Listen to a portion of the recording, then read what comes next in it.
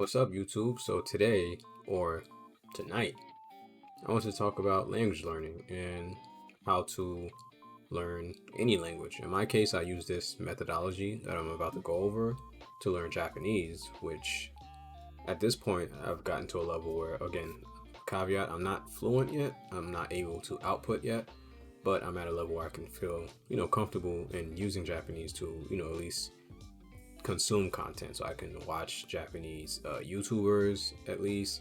I can watch anime, obviously, videos, drama, regular YouTube videos, things like that. And it's like, okay, I understand what they're talking about. Even if I don't understand every single thing that they're saying, I can pick up on things that they're saying. And if there's subtitles, it's even better. Comprehension is even higher. So the methodology. Well, first, before I go into methodology, let me just talk about the misconceptions. So you don't need to go to school. You don't need to have some sort of secret elite class training. You don't need to move to the country and live there for 5-10 years. You don't need to be born in that country. You don't need to be a descendant of people of that country. You don't have to, be of that race. Whatever nonsense that you're thinking in your mind, you could just get it out. You don't need any of that. Me, I'm far from Japanese. I don't have any family over there. I don't have friends. I don't have like some back knowledge from school. There was not any Japanese people in my school that I was aware of.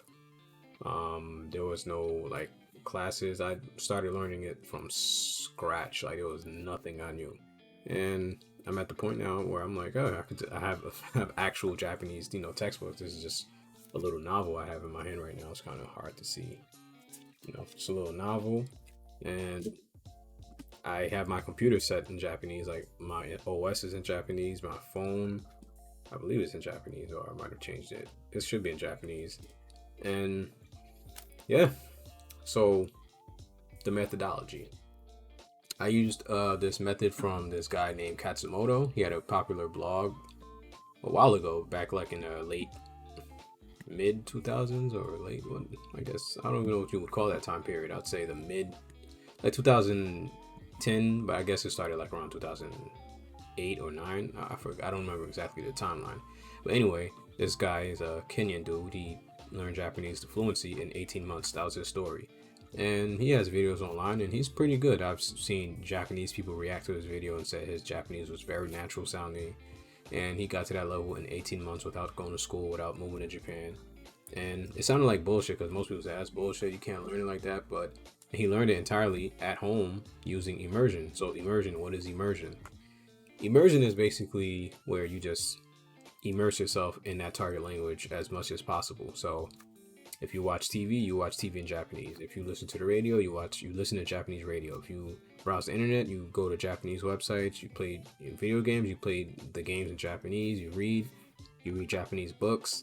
You do basically anything in Japanese. Now, I'm just saying Japanese because that's the one I'm familiar with. You could use this method for any language. It's the exact same scenario. It doesn't really matter. Japanese is a bit harder, I guess, for more people if you already speak English. But you don't have to do anything else. You just start immersing. You create the immersion environment, and now many of the immersion environments can be obtained easily. You can create it using YouTube, Netflix.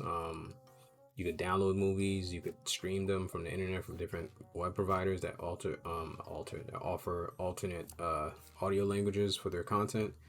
Whatever the case may be, the content is there. Like I can't imagine you not being able to find content. Just go on YouTube. You can even set your YouTube country location to that target language country of origin. So if you're learning Spanish, you could put your country of origin to any country in Latin America. Same for any European or African or Asian country.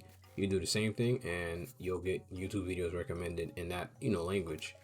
And yeah, you don't have to do that, but that's something I was doing. And or you could just create an entirely different YouTube account and use that specifically for language immersion.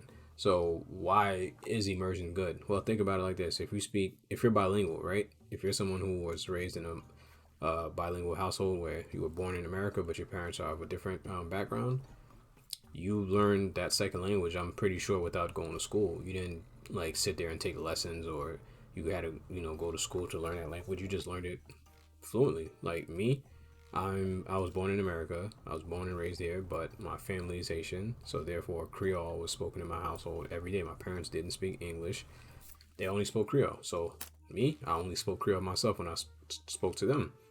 But outside of that, school, friends, TV, entertainment, everything else was in English. So I ended up having a simultaneous immersion environment of English and Creole, and I'm fluent in both languages. Like I don't feel like I'm any. I'm obviously more fluent in English because I consume more content, read, and do everything that I know in English. Whereas in Creole, it's just mainly I use it just to communicate with my parents and family. So that's one thing you need to do is just create that environment. So the same way you learned your original native tongue or bilingual secondary language, you do the same thing for the third language or fourth language. It's the same thing. It's not impossible. You don't have to go through grammar drills, study lessons. You don't have to do any of that. You just simply immerse. Um, Active study is very minimal. Active study, like let me see. Yeah, so active study is looking up keywords that you don't know and you find them in sentences and then you add those sentences to a flashcard app. So the flashcard app that I use and that's most likely used whenever people are talking about language learning is Anki. So you can download Anki on Android and let me see. There's also a version of it on Windows and iPhone or iOS. So you download Anki, you set it up, and well, first before you even get into sentences, I just kind of skipped over something. You need to learn the writing script. So the writing script for whatever language you're learning, if it's similar to English, like because it's a romance language like French or Spanish or whatnot, Portuguese, then it's easier. You don't really have much to learn. But if it's like a non-English language that uses different characters, then you got to learn that first. So whatever the language is, you just learn how to learn those characters. If it's like a language like Mandarin or Cantonese or Japanese, or you got to learn the kanji or Hanzi, then that's a bit more difficult. There's books that show you how to do that. You could search for like Japanese. There's Remembering the Kanji. You don't have to actually get the book. You can just download a deck that's pre-made off the Anki web. There's like a deck that's already pre-made. It has all the kanji in there, and then you just learn it. Go in there, start learning, and then you just do about 10 to 20 reviews a day.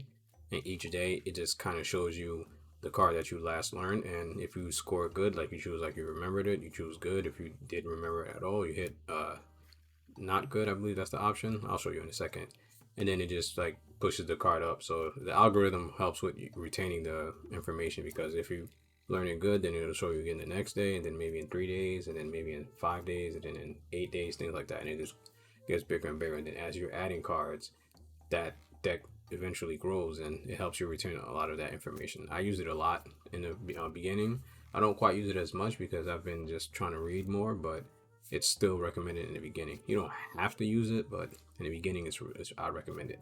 So yeah, so you learn the writing script, you get familiar with the sound. So immersion, again, I have to emphasize it because this whole thing it falls apart if you don't do the immersion. Immersion is like the key component of everything. If you had to choose something to do out of everything, immersion. Because if you are sticking with just doing Anki where you're just gonna learn words and add it to the Anki and learn it every day, you'll learn words, but then you won't really know how they sound or see how they're actually used in real life. So you'll end up having like a lopsided understanding of the language. So use Anki, use the writing scripts to learn how to actually add them first, because if you don't understand writing scripts, you're going to be adding stuff that you can't even read. So obviously you're going to start with small things. Like the first sentences that I learned were very simple. They were like hi or hello or good night or this is pen or this is an apple or I want to sleep or I am hungry. And then it just progressed, even more. It got even progressively harder. So it started becoming longer sentences, then it becomes sentences, compound sentences, and then sentences with multiple words. It just becomes bigger and bigger to the point where you're reading like an entire, textbook and you're not even thinking about it. So, next point, grammar. You don't have to study grammar. You don't need to worry about that. Grammar is not, if you're a bilingual, you didn't study grammar for the language that you're speaking. You didn't, even if you're a native English speaker, you probably don't know grammar rules by the top of your head. You just know how to speak it. It's the same reason why you know when things sound right or off, because you're used to hearing it every day. That's the feedback you get. You don't, hear someone talking, it's like if you speak to a foreigner and they're talking a certain way, you kind of know like, why are they saying things like that? Or this is not the way you say it. It's because you intuitively understand the language. It becomes like a part. It's like you've naturally acquired it. You don't have to study the grammar points because there's too many grammar points. Some grammar points, if somebody would quiz you on it, you wouldn't even know what it's called or how do you define that. You just know it because you've read a lot, you've seen a lot, you've heard a lot. It just sounds like, okay, this is how it's supposed to sound. So don't worry about it. You can read about grammar, like you could kind of like skim through a book or whatever and just forget about it. You add some sentences here and there, but largely don't stick to it where you're like rigidly studying grammar every single day in and day out, like it's not necessary. So don't worry about that. And then the vocabulary list, obviously, that's not good at all. Vocab lists are not good because you don't learn words in isolation. You learn words in context. This context is what helps you remember words. If you learn a word today, you're not going to remember it tomorrow. But if you learn a word because there was some context, there was some sort of emotion behind how you learned the word because you saw it in a drama or an anime or a YouTuber said something, you would like remember it easier. Like for me, like one of the easiest words I learned, I remember the beginning was a word for all right, or like are you okay. It was the word daijobu. So I remember I was just watching like a drama and a girl was walking, she gets near the staircase and someone pushes her and she falls down the stairs. Then a group of people run up to her like, daijobu, daijobu desu ka? And right then and there I didn't know what it meant at first, but then obviously the context shows that okay, these people are running after her and attending to her to make sure she's okay.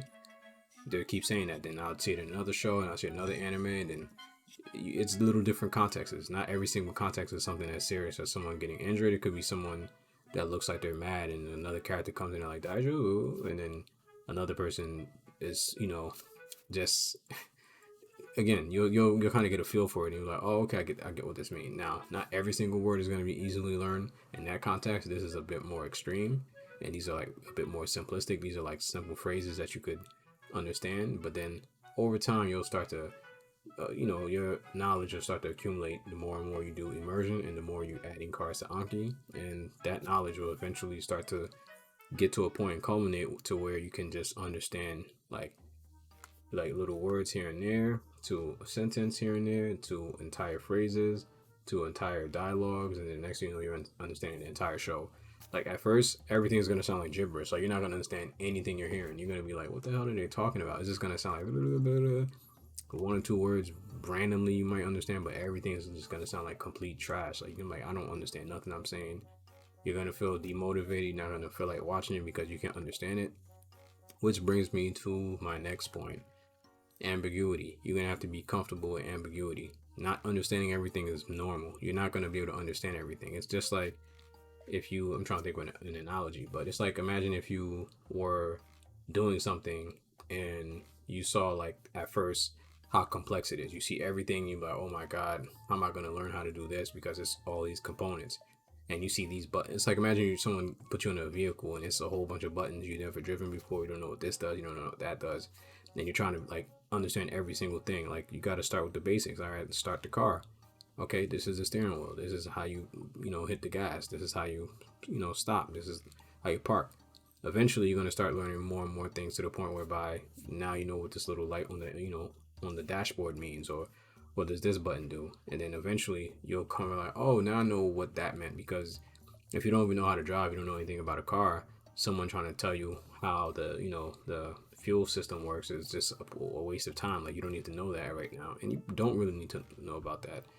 And that kind of ties back to what I was saying about grammar. Like grammar is like trying to learn grammar to understand a language is like trying to understand quantum physics to learn how to drive a car. Like you don't need to learn that to drive a car. You just get in the car, hit the gas, and you're out. You don't need to know about, oh, if I do this is how I'm going to learn how to drive. I need to learn mathematics if I hit the gas at this pressure. And like none of that is important. Like just immerse, add the cards, and that should be pretty much it. Other little tidbits are just like additional things. They're like little side pieces. They're not very important, but reading, you're not gonna know how to read at first, but after some time, you can start reading little simple manga or little books that are tailored to. I don't even want to say tailored to your level because you want to read things that are fun. That's another key point. Do things that you find fun or interesting. Watch things that you watched in another language, in your original language, in your target language. So when you're watching it, you already understand everything that you're looking at because you saw it already. So now you're just trying to understand what they're saying at this point, or like, oh, like you kind of understand the backstory. So that's a good thing to do, is watch dubs of things that you already watched in your original language. So now it's like you're just kind of trying to figure it out in a new language. Subtitles, no subtitles. Don't use English. You don't want to read. If you're reading subtitles, you might as well just watch it in English. Subtitles need to be either in that target language or no subtitles. Sometimes what I'll do in the beginning, I would watch something in the original language, like in my case, Japanese. After I'm done watching it, I'll rewatch it with the Japanese subtitles to catch the words I didn't hear, but I know, because that happens. Like you'll read a word, you'll learn it, and then you didn't hear it. So now when you're like immersing, you probably heard it and you didn't catch it, but once you see it written down, like, oh yeah, that's what they said. Okay, I know what that means.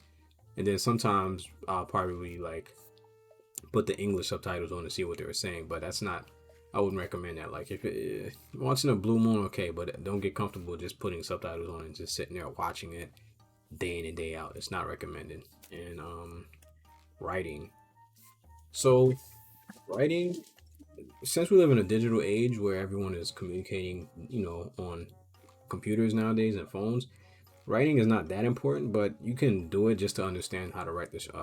Like for Japanese at least, I do it because I know how to write and I learned the like stroke order. Stroke order is like the the order of how you write a character.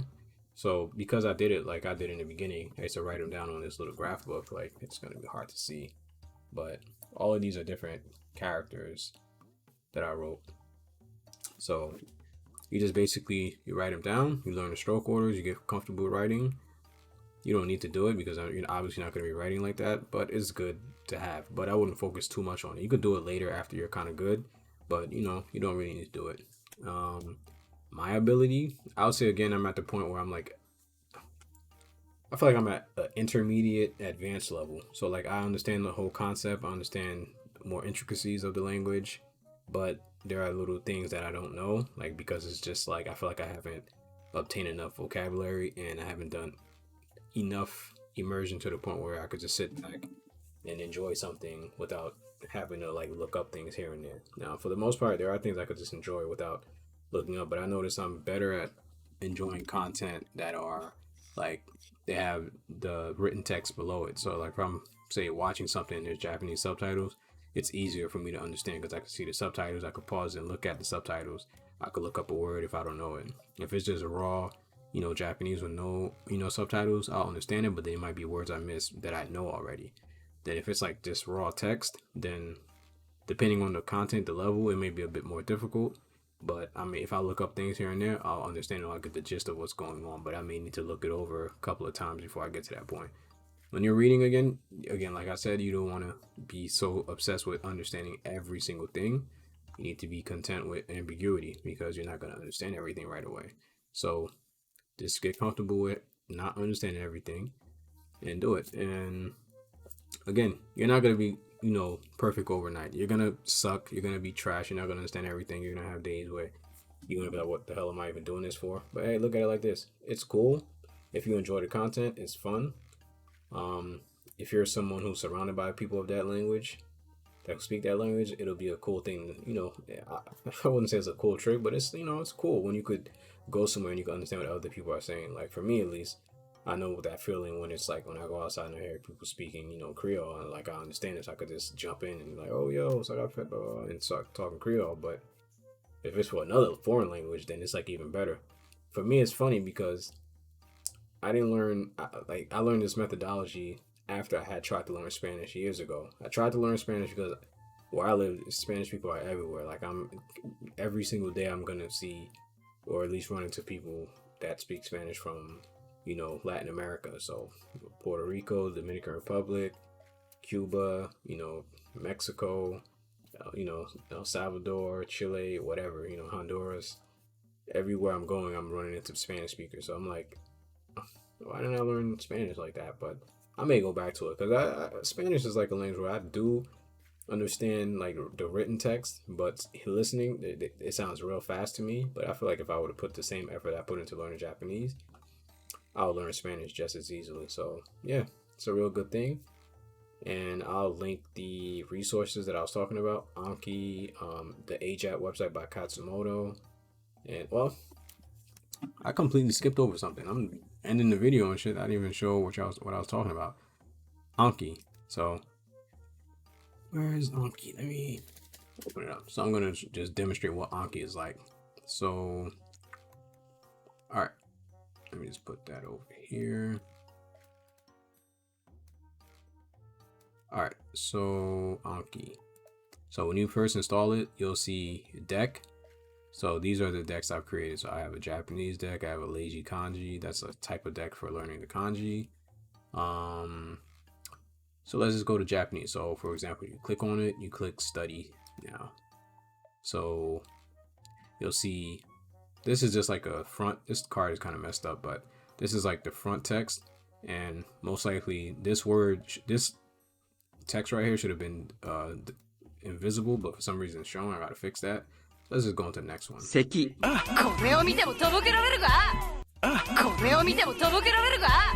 Alright, so this is an audio card, so I didn't even really talk about that. So you would add the sentence to the front of the card, and then the back of the card would have the word. So in this case, this word is the one I was trying to learn when I added this card. This is tobokeru. So I was watching the anime and that line came up. So I know like everything here, like koreo mitemo, and then tobokerareru ka. That was like the word I didn't know. So I added that sentence card audio. I cut it, added it to the card, and then I just added the definition of tobokeru to the back of the card. So like when you get to the card, and then when I hit show card, show back, I'll see that. So if I knew what they were saying, I would just grade it. So in this case, tobokeru, I would know it and I would hit good. If I didn't know it, I would hit again. Or if I was hard, I would hit hard. And this little information here shows you how long it would, push it back if you hit whatever you hit. So if I hit good, it'll show me again. I can't really see it because it's hard to see on my screen. It'll show in about 11 days or something. So yeah, so you just do like that, and you just look at the card. If you could read it, you hit show card, hit good, and then just do that. So like if I was learning this card right here, right? If this was like my first time, for example, I'll see that and I'll say, okay, soshi shiteiru to tairyoku ga jojo ni kaifuku shiteiku. So let's say the word I didn't know was this one, jojo. I would add the card, right? So I'll know this says shoji shiteiru to tairyoku ga jojo ni kaifuku shiteiku. So if I knew that, I'll hit show answer. So actually the word I was learning was not jojo, it was shoji. So it's on the back of the card. This is the definition. That's what it means right there. In the beginning, you're not gonna understand what any of this says. Like all this is just like gibberish, but once you learn it, you would be like, oh, okay. You'd add that card to your Anki deck, and then you just continue on. You do that every day. To add, you just hit add card. Let me move this shit over here. And then you add the card, you add the sentence here, the meaning, you'd put like the definition from whatever definition you want to use. Audio, if you have an MP3 clip of the audio, you add it there. Audio on front, if you put any character there, it'll play the audio first when you get to the card, and then when you hit show back, you'll see everything that you added in the front and the meaning. So this whole Anki there's other videos where you can find out more about Anki, like plugins that you should use with Anki and things like that. You could add that to Anki. It makes the experience much easier. Like I have a plugin that shows the pitch accent of Japanese, and it adds the card with the furigana. Furigana is like the readings for the kanji, but that's a bit more complicated. That's not really what this is about. But yeah, you just do that. And I want to show you the AJATT website. So the AJATT website is this right here. When you go there, when you first go to AJATT, right, you'll get here. You can just click I'm new. This says Furukabu. You don't have to click that. That's for like old timers or people who've been here already. Click I'm new. And then if you're learning Japanese or Mandarin, you can click that. And then if you're not, you could still click Japanese. I wanted you to just go to the table of contents. Go down. and then click right here, and then you'll see table of contents. So if you really want to understand everything I'm saying and internalize it, read throughout this entire table of contents. You could read like an article a day or 2 or 3 or 5, however you want to do it. Go through this whole table of content, read it, internalize it. It pretty much goes way more in depth. And Kashimoto, I feel like, has way more what's the word? He has way more he has a way better grasp of this whole thing, since he kind of like came up. He didn't come up with this method. He kind of got it from some other guys before, but he credits them, and he has a long, he has some good writing skills, so I really enjoy it. So yeah, do that. And yeah, so that's it. So I don't know, man. Thanks for watching, and I'll check you guys out later.